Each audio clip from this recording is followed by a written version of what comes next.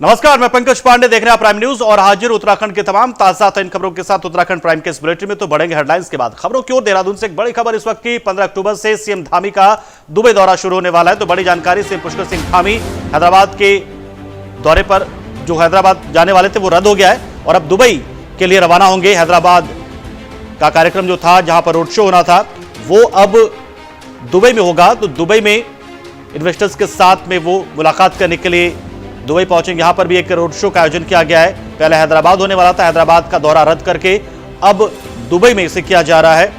बता दें, इससे पहले लंदन दौरे पर भी गए थे सीएम पुष्कर सिंह धामी। लगातार विदेश में रोड शो करते हुए इन्वेस्टर्स को आमंत्रित किया जा रहा है कि वो उत्तराखंड पहुंचे और उत्तराखंड में निवेश करें। निवेश करने पर उन्हें कई तरह की सब्सिडी दी जाएगी और इसका फायदा अंततः राज्य को होगा। तो ये सबके लिए विन विन सिचुएशन होगा, क्योंकि उत्तराखंड में जिस तरीके से पलायन लगातार बढ़ रहा है, इस पलायन को रोकने के लिए यहां पर रोजगार का सृजन करना होगा और इसके लिए कई तरह के परियोजनाओं को, योजनाओं को लाना होगा। और इसी कड़ी में कई निजी निवेशक जो हैं वो उत्तराखंड में निवेश करें, अपने प्लांट्स शुरू करें अलग अलग सेक्टर्स में, कोई टूरिज्म में, होटल में, हॉस्पिटैलिटी में, हर एक जगह पर। तो बता दें आपको कि देखिए, हम आपको एक एक करके बता रहे हैं कि किस तरीके से इनके रोड शो होने वाले थे। 15 अक्टूबर से सीएम धामी का दुबई दौरा शुरू हो रहा है और इसी कड़ी में हैदराबाद का दौरा फिलहाल रद्द किया गया है। लेकिन इसी कड़ी में 30 अक्टूबर को हैदराबाद में रोड शो करने वाले थे सीएम योगी। 16-17 अक्टूबर को दुबई में रोड शो करेंगे। इसके बजाय अब अलग अलग क्षेत्रों में उद्यमियों से बैठकर वो मुलाकात करेंगे। 26 अक्टूबर को चेन्नई में, 28 अक्टूबर को बेंगलुरु में भी उनका रोड शो प्रस्तावित है। 2 नवंबर को अहमदाबाद में और 4 नवंबर को मुंबई में रोड शो उनका है। लेकिन फिलहाल जो हैदराबाद का जो दौरा था, हैदराबाद में जो रोड शो होने वाला था, उसे रद्द किया गया है। अब इसके बजाय जो 30 अक्टूबर को होने वाला था रोड शो, वो रद्द किया गया है। अब 16 और 17 अक्टूबर को दुबई में उनका रोड शो होगा। तो अलग अलग क्षेत्रों के उद्यमियों से बैठकर सीएम योगी उन्हें बताएंगे, उन्हें प्रपोजल देंगे कि आप हमारे यहाँ आइए, आप निवेश कीजिए, अपने प्लांट लगाइए, अपनी कंपनियां खोलिए। लेकिन साथ में उन्होंने ये भी कहा है कि आपकी जो कंपनियां हैं उसके जरिए ज़्यादा से ज़्यादा रोजगार का सृजन हो, यानी कि स्थानीय लोगों को रोजगार मिले। तो ऐसे जो प्रपोजल होंगे उनको काफ़ी गंभीरता से और प्राथमिकता के साथ में उसको हम लागू करवाएंगे। कई तरह की छूट, सब्सिडी मिलेगी आपको। तो GIS यानी कि ग्लोबल इन्वेस्टर समिट से पहले कई एक शहरों में रोड शो होना है और तमाम जगहों पर रोड शो होने के बाद से जो इन्वेस्टर्स जिनके साथ MOU साइन होगा उत्तराखंड सरकार का, वो तमाम इन्वेस्टर्स पहुंचेंगे GIS में यानी कि ग्लोबल इन्वेस्टर समिट में। और इसी कड़ी में देखिए, न सिर्फ देश के विभिन्न शहरों में बल्कि विदेशों में भी रोड शो जारी। इसी कड़ी में दुबई जाने वाले हैं। इससे पहले लंदन का दौरा कर चुके हैं सीएम धामी और हैदराबाद जाने वाले थे। हैदराबाद में 30 अक्टूबर को होने वाला था, लेकिन वो दौरा फिलहाल रद्द किया जा रहा है। अब 16-17 अक्टूबर को दुबई में रोड शो होगा। 30 अक्टूबर को हैदराबाद में रोड शो करने वाले थे, लेकिन वो रद्द हो गया है। 16-17 को अब इसके बजाय दुबई में रोड शो हो रहा पहला। हालांकि इससे पहले भी कई एक जगहों पर दिल्ली में और कई जगहों पर लंदन में हो चुका है। 26 अक्टूबर को चेन्नई में, 28 को बेंगलुरु में होगा, 2 नवंबर को अहमदाबाद में, 4 नवंबर को मुंबई में रोड शो होने वाला है। क्योंकि नवंबर के आखिर में ग्लोबल इन्वेस्टर समिट होना है, उससे पहले ये दौरे हो रहे लगातार सीएम धामी के। इसी कड़ी में हैदराबाद का दौरा तो फिलहाल रद्द किया जा रहा है और बदले में अब वो दुबई जाने वाले। 15 अक्टूबर को वो दुबई के लिए रवाना होंगे। 16 और 17 2 दिनों का रोड शो दुबई में होगा और टूरिज्म में, हॉस्पिटैलिटी में, चिकित्सा में, एकेडमिक्स में, हर एक सेक्टर में जहां पर बड़े पैमाने पर रोजगार की संभावना हो, ऐसे सेक्टर्स में निवेश के लिए उन्होंने आमंत्रित किया है। दुनिया भर के उद्यमियों को, निवेशकों को आमंत्रित किया जा रहा है, बुलाया जा रहा है देवभूमि में कि आप के लिए हम जगह तलाशेंगे, आपको हम सिंगल विंडो के जरिए क्लियरेंस देंगे कई तरह के। और साथ में ये भी लेकिन एक आग्रह लगातार हो रहा है कि आप के परियोजनाएं इस तरीके की तैयार हो कि उससे उत्तराखंड के पर्यावरण को नुकसान ना हो। ये सबसे बड़ी प्राथमिकता होगी, क्योंकि देखिए पहाड़ का जो पर्यावरण है वो एकदम शुद्ध और स्वच्छ है, तो ऐसे में वहां के पर्यावरण को नुकसान ना पहुंचे, इस बात का खास ख्याल भी रखा जाएगा और इसी तरह की परियोजनाओं पर फोकस ज्यादा होगा सरकार का। देहरादून से एक और बड़ी खबर है। मुख्यमंत्री पुष्कर सिंह धामी की अध्यक्षता में अप्रवासी उत्तराखंडियों के लिए प्रकोष्ठ का गठन कर दिया गया। ये सेल प्रवासी उत्तराखंडियों की समस्याओं का समाधान करेगा। प्रवासी उत्तराखंडी यानी कि जो उत्तराखंड छोड़कर दूसरे राज्यों में या दूसरे देशों में भी काम करने के लिए जाते हैं, तो ऐसे लोगों को प्रवासी मानकर उनके लिए एक अलग से प्रकोष्ठ बनेगा, ताकि जो जहां पर है उन्हें उस तरह की सहायता मिल सके। किसी समस्या से अगर उत्तराखंडी या उत्तराखंड के रहने वाले जो युवा हैं, जो पलायन करके या फिर रोजगार के लिए अलग अलग शहरों में रह रहे हैं, तो उनको कोई समस्या होगी तो उसके समाधान के लिए इस प्रकोष्ठ का गठन किया गया। सीएम पुष्कर सिंह धामी ने पिछले दिनों ब्रिटेन और बर्मिंघम दौरे से लौटने के बाद प्रवासी उत्तराखंडियों की समस्याओं के समाधान के लिए मुख्यमंत्री सचिवालय में अलग से सेल गठन करने का ऐलान किया था, जिसके बाद अपर मुख्य सचिव राधा रतूड़ी ने यह आदेश दिए हैं। तो एक प्रकोष्ठ के गठन का रास्ता साफ हुआ है। सीएम धामी ने प्रकोष्ठ का गठन कर दिया है। यह प्रवासी उत्तराखंडियों के लिए है, यानी कि ऐसे उत्तराखंड के लोग जो विदेशों में रहते हैं या फिर बड़े शहरों में भी रहते हैं, वो भी प्रवासी माने जाते हैं। तो अप्रवासी उत्तराखंडियों के लिए, यानी कि एनआरआई जो हैं और उत्तराखंड के रहने वाले हैं, उनके लिए ये प्रकोष्ठ है, तो उनकी समस्या का समाधान हो पाए। ऐसे बहुत सारे लोग हैं जो विभिन्न कामों के लिए अलग अलग देशों में जाते हैं, कुछ बड़े बड़े काम भी करते हैं, कुछ सामान्य काम भी करते हैं। तो ऐसे लोगों को उन देशों में या उन शहरों में दिक्कत ना हो, किसी तरह की कोई समस्या ना आए, तो ऐसे में ये प्रकोष्ठ वो काम करता नजर आएगा। ये प्रकोष्ठ उनकी समस्याओं का निदान करेगा, किस तरह की समस्या होगी, जैसे क्योंकि ये जो अप्रवासी उत्तराखंडी हैं, ये कहीं ना कहीं राज्य की अर्थव्यवस्था में एक बड़ी भूमिका निभाते हैं यहाँ की अर्थव्यवस्था में, और इसलिए विशेष तौर पर उनका ध्यान रखा जाएगा, उनका ध्यान रखेगी सरकार, क्योंकि ये जो उत्तराखंडी हैं, ये जो पैसे भेजते हैं, उससे बहुत से परिवारों का जीवन यापन हो पाता है और वो पैसा अंततः खर्च होता है राज्य में। तो ऐसे में इन लोगों पर विशेष ध्यान, विशेष फोकस सरकार का, क्योंकि आप जब जाते हैं तो कई बार बड़ी समस्याओं का सामना करना पड़ता है, रहने सहने से लेकर कई बार उनके वीज़ा, पासपोर्ट, तमाम चीज़ें जो हैं। तो ऐसे लोगों को सुरक्षित माहौल दिया जा सके, उनके समस्याओं का समाधान किया जा सके, इसलिए इस प्रकोष्ठ का गठन किया गया है।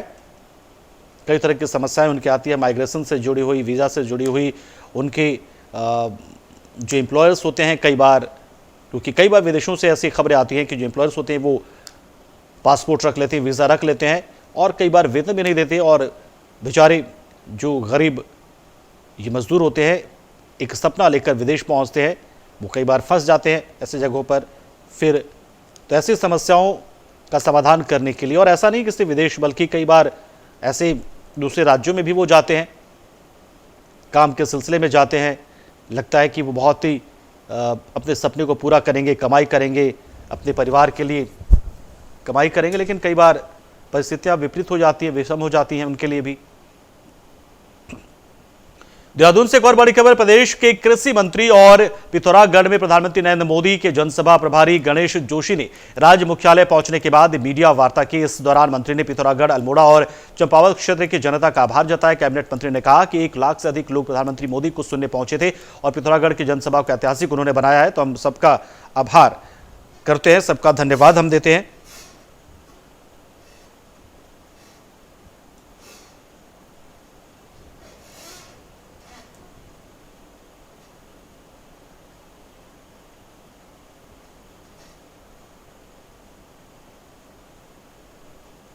जो लोग कहते हैं कि मोदी मैजिक समाप्त हो गया, दिख गया होगा कि मोदी का मैजिक बरकरार है, आगे भी रहेगा। ये मोदी मैजिक का ही कमाल है कि 1 लाख से अधिक लोग, क्योंकि जब मैं वहाँ तैयारी में 3 तारीख से वहाँ पर था और मीडिया के मित्र मुझसे पूछते थे, मैं उनसे कहता था कि ये रैली, वो कहते था इस बार चुनाव है नहीं, तो लोग तो चुनाव के समय में आते हैं। तो मैंने उनसे कहा था कि ये रैली पुराने सारे इतिहास तोड़ने वाली है, क्योंकि इससे पहले जो बताया गया कि 40,000 से ज़्यादा आदमी वहाँ पर नहीं होता था, और इस बार ये स्थिति थी कि 7 किलोमीटर पर जहाँ से मोदी जी आए दोनों तरफ लोग भरे हुए थे और जितने व्यक्ति स्टेडियम के बाहर थे उतने सड़कों पर थे।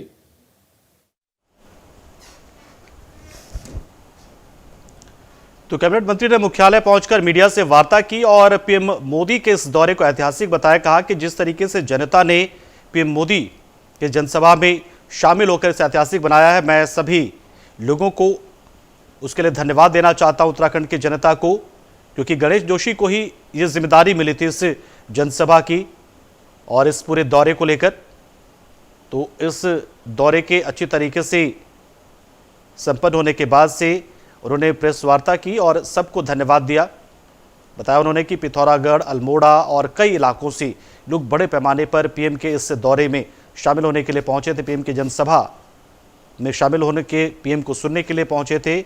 मैं सभी को धन्यवाद देता हूं इसके लिए। तो इन्हें ही गणेश जोशी को ही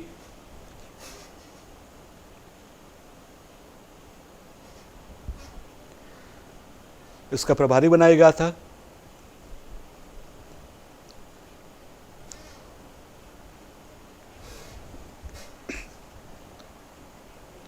उत्तराखंड में मौसम विभाग ने एक बार फिर से येलो अलर्ट जारी कर दिया है और मौसम विभाग की माने तो 15 तारीख यानी कि कल से शाम से 17 तारीख शाम तक उत्तराखंड के उच्च हिमालय क्षेत्र में तेज बारिश और बर्फबारी होने की संभावना है। खासतौर पर चारधाम यात्रा को लेकर मौसम विभाग का यह मानना है कि यहां पर 16 तारीख को काफी तेज बर्फबारी हो सकती है, जिसको लेकर श्रद्धालु और यात्री तैयारी के साथ आएं और कोशिश करें कि बर्फबारी के दौरान वहां पर ना रुकें। इसके अलावा आकाशीय बिजली और ओलावृष्टि की संभावना भी इन 3 दिनों में मौसम विभाग ने जताई है। तो मौसम एक बार फिर से यहाँ पर करवट लेने वाला है। एक बार फिर से यहाँ पर बारिश और बर्फबारी का दौर देखा जा सकता है, ऐसी संभावना मौसम विभाग ने जताई है। जो 4 धाम हैं वहाँ पर जोरदार बर्फबारी की संभावना 16 तारीख को है, 17 तारीख को भी ऐसी संभावना रहेगी। लिहाजा 15, 16, 17 ये 3 दिन जो है ये भारी पड़ सकते हैं और इसीलिए श्रद्धालुओं से भी अपील मौसम विभाग की कि वो पूरी तैयारी के साथ में आए और संभव हो तो बर्फबारी के दौरान कम से कम इन 4 धामों की यात्रा ना करें या कहीं की भी यात्रा अपना करें इस दौरान। तो 16 तारीख को तेज बर्फबारी और जो ऊंचाई वाले इलाके हैं वहां पर बर्फबारी का दौर शुरू हो जाएगा और यही वजह है कि जब उन यात्राओं को रोकने के बाद चारों धाम के कपाट हैं वो बंद कर दिए जाते हैं और जो देवता हैं उनके विग्रह को नीचे लाया जाता है, निचले इलाकों में लाया जाता है जहां पर बर्फबारी नहीं हो पाती और जहां पर भगवान की पूजा हो सके। क्योंकि जो बद्रीनाथ, केदारनाथ या गंगोत्री, यमुनोत्री हैं वहां पर वो पूरा इलाका बर्फ से आच्छादित हो जाता है, बर्फ से रास्ते बंद हो जाते हैं, तो उस दौरान वहां पर जा पाना काफ़ी मुश्किल भरा होता है। लिहाजा से मौसम विभाग ने ये चेतावनी जारी करते हुए लोगों से सतर्क रहने के लिए और पूरी तैयारी के साथ आने को कहा है।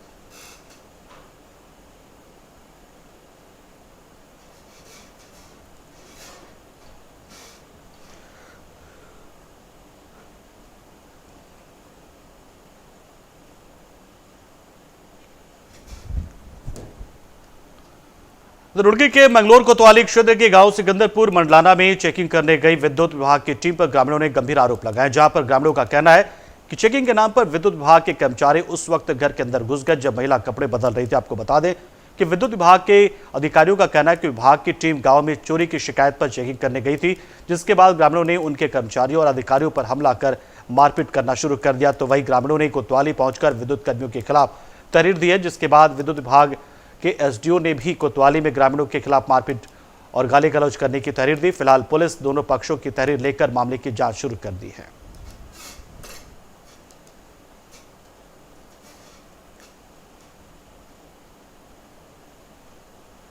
वीडियो हैं क्योंकि जब हम केबल पकड़े थे इसकी वीडियोग्राफी की गई थी और इसके साथ एक फीमेल अवर अभियंता भी थी हमारे पास 2, तो उनके साथ गई थी और ऊपर छत पे जो है वहाँ कोई भी लेडीज़ नहीं थी और इनके साथ एक हमारा लाइनमैन गया, नॉक किया गया था, बाकायदा गेट खुला हुआ था, अगर कोई नहाएगा तो गेट बंद करके ही नहाएगा, गेट खुला हुआ था, गेट खोल करके कोई नहीं निकला तब अंदर गए हैं। उसके बाद लेडीज़ हमारी स्टाफ जेई भी थी।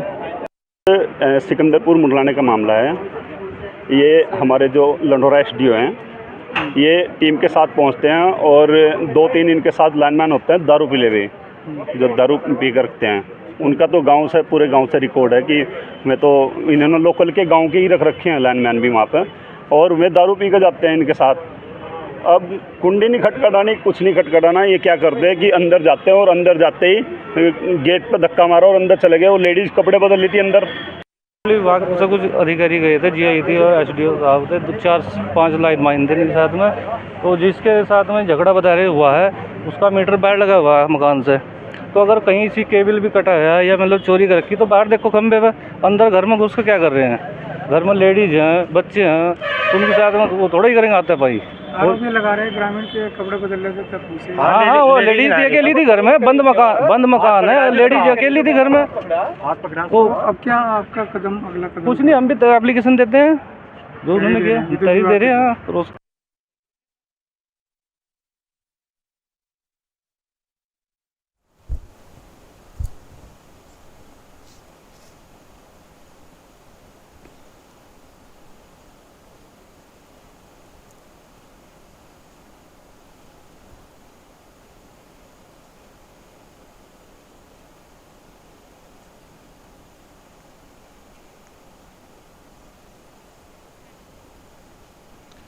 उधर तहसील मोरी के गोविंद वन्य जीव विहार राष्ट्रीय पार्क क्षेत्र के जखोल लिवाड़ी मार्ग पिछले 4 माह से बंद पड़ा, जहां इस कारण 5 गांवों में खाद्यान्न का संकट गहराने लगा। आपको बता दें कि स्थानीय लोगों ने स्थानीय प्रशासन और क्षेत्रीय विधायक को इस परेशानी से रूबरू भी कराया। इसके बावजूद भी मार्ग को ठीक नहीं किया जा सका, मार्ग नहीं खुल पाया है। इन 5 गाँव में बीजेपी के क्षेत्रीय विधायक दुर्गेश लाल का गाँव भी शामिल है।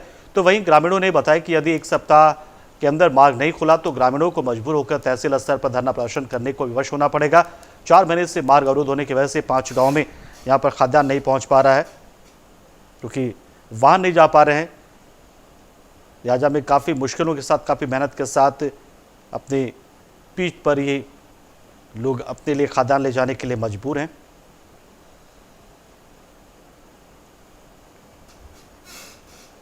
हमारे यहाँ तो समस्या है। जुलाई से हमारे पूरे रास्ते बह गए थे, टूट गए थे, पुल बह गया। प्रशासन और शासन को हमने बार बार लिखित में, मौखिक में बार बार सूचना दी है, और अभी तक हमारा जो ना तो पुल लग पा रहे हैं, ना खच्चर के मार्ग खुल पा रहे हैं। गाड़ी मोटर का तो बहुत दूर की बात है, पर फिलहाल हमारे लिए खच्चर का रास्ता भी बंद है। और अगस्त से, तो 1 अगस्त से पूरे 5 विद्यालयों के एमडीएम बंद है, 5 गाँव के। और जो हमारा खाद्यान्न पहुंचना था वो पहुंच नहीं पा रहा है। और इस प्रकार से हमको तो अनेक प्रकार की समस्याएं हैं। कभी अगर कोई मरीज़ बीमार हो जाता है, उनको फिर उठा के लाते हैं कंधे पे और यहाँ से ट्रांसफ़र करते हैं। और जो हमारे गुलिंग घाटी का जो पुल है जी, जिला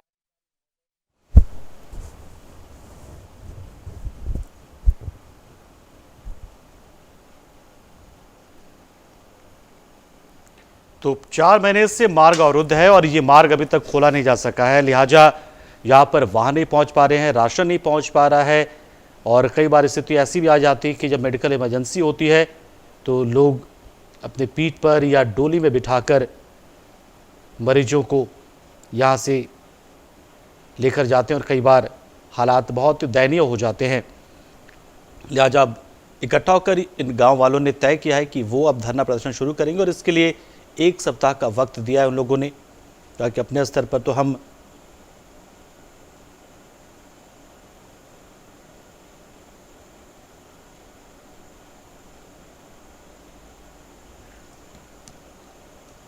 अपने स्तर पर किसी तरीके से ज़िंदगी अपनी हम आगे बढ़ा रहे, लेकिन जो रवैया है प्रशासन का वो कहीं से भी सही नहीं लगता है। आप देख सकते हैं तस्वीरें की रास्ता बंद है पूरी तरीके से और जान जोखिम में डालकर यहाँ के जो आम लोग हैं वो अपने रोज़मर्रा के सामान बाज़ार से लेकर जाते हैं और ये रोज़ की कहानी हो गई है। काफ़ी डरे समय यहाँ के लोग और एक डर हमेशा कि कोई और बड़ा हादसा ना हो जाए, क्योंकि जिस तरीके से जान जोखिम में डालकर ये इन रास्तों से गुजरते हैं तो उस दौरान कभी भी असंतुलित होकर गिरने का डर बना रहता है। इसी खौफ में वो किसी तरीके से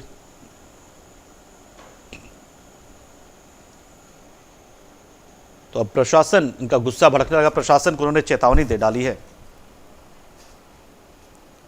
तो देहरादून में संस्कृत विभाग 23 वर्षों में पहली बार ऐपण महोत्सव का आयोजन करने जा रहा है। इस महोत्सव के माध्यम से प्राचीन संस्कृति का प्रचार प्रसार करना विभाग का मुख्य उद्देश्य है। उत्तराखंड संस्कृत साहित्य और कला परिषद के नवनियुक्त उपाध्यक्ष ने बताया कि इस प्राचीन कला को आर्थिक के रूप में भी बढ़ावा दिया जाएगा। उत्तराखंड में जो वस्त्र बनाए जा रहे हैं उन पर भी ऐपण की डिजाइनिंग देखने को मिलेगी। बताया गया कि इसके लिए प्रदेश भर में कार्यशालाएं आयोजित की जाएंगी। कहा उन्होंने ये भी कि उत्तराखंड के परिधानों में ऐपण संस्कृति का स्वरूप दिखाई देगा।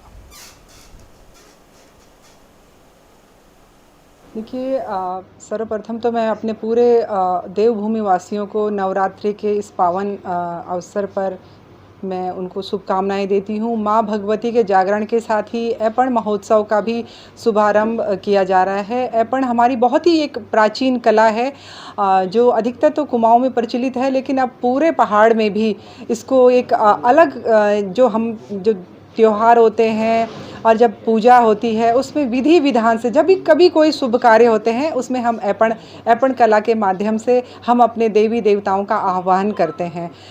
तो ये संस्कृति बहुत ही एक प्राचीन संस्कृति है और इसके तहत हम पूरा क्योंकि नवरात्रि का प्रथम दिन है, उस दिन हम संस्कृति विभाग की ओर से अपने सांस्कृतिक कार्यक्रमों के माध्यम से हम इसको पूरा जन जन तक पहुँचाने का, इसको एक विश्व में एक पहचान दिलाने के लिए हम कल से इसका ऐपण महोत्सव का शुभारंभ कर रहे हैं।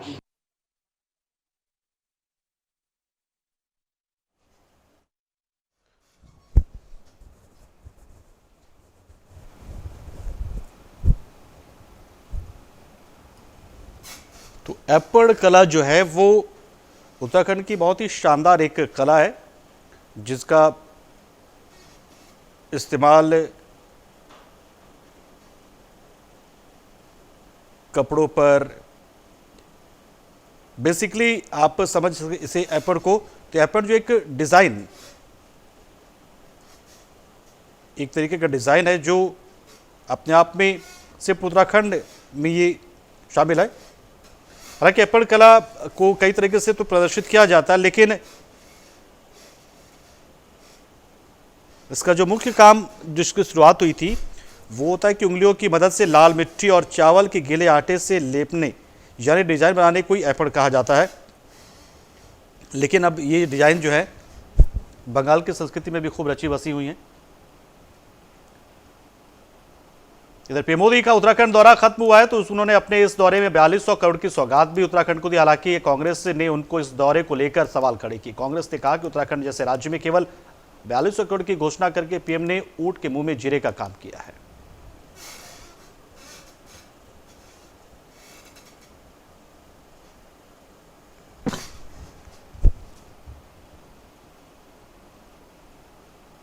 और इस बुलेटिन में इतना ही, लेकिन खबरों का सिलसिला प्राइम न्यूज पे लगातार जारी, तो आप बने रहिए हमारे साथ। नमस्कार।